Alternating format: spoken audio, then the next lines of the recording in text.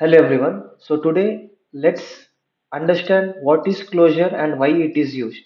So closure is a function that remembers variables from its outer scope even after outer function has finished executing. Why closure is used? Closure is used to preserve state, create private variables and maintain access to outer scope variables for callbacks, event handlers and asynchronous operations. If you haven't understand both of this sentence, don't worry. I'll explain it clearly with an example. So let's take an example function counter which has a variable count declared, initializing it with 0.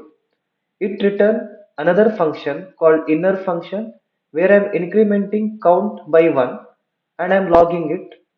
So count closure, as it suggests, it remembers the variable from its outer scope even after the outer function has finished executing.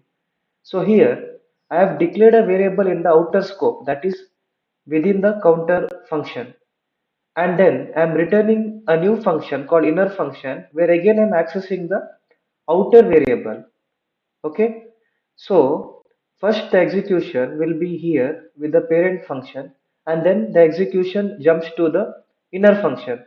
Even though it is inner function running now, but still it remembers the variable from its outer scope, that is count, declared in the parent. So this concept is called as closure, where a variable from the outer scope still remembers its variable even after the outer function has finished the execution. I hope you have understood this.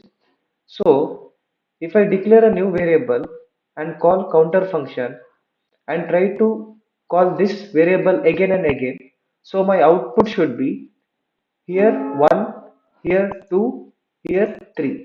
So let's check this out. Yes, so here I could get first when I call counter will be initialized with 0 and it will be incremented by 1. So I'll get 1. Another call it will be 2. Another call it will be 3. So as I mentioned before, count variable is accessible within the function, that is within the child function as well. So this concept is called as closure. So coming to the second sentence, closure are used to preserve state, create private variables, and maintain access to the outer scope variable.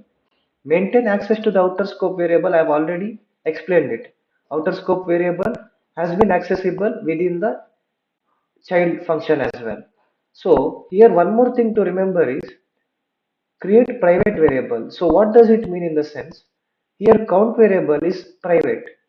So how in the sense, if I log now count and if I comment this, I must get an error. Why? Because as mentioned here, closure are used to create private variables. So this variable is completely private and I can't access it. So I must get an error now. Okay, I haven't saved, so I'm getting the same result. So let me save and run it again. So you can see that count is not at all accessible. So this is the one main benefit of using closure. But variable is accessible because of the closure property. It is accessible inside the child function and you can log the output here. But if you try to access this outside, then it is not possible because it forms a private variable. So I hope you have understood a closure concept correctly, and you can answer this confidently if anybody asks you what is closure. So thank you for watching my video.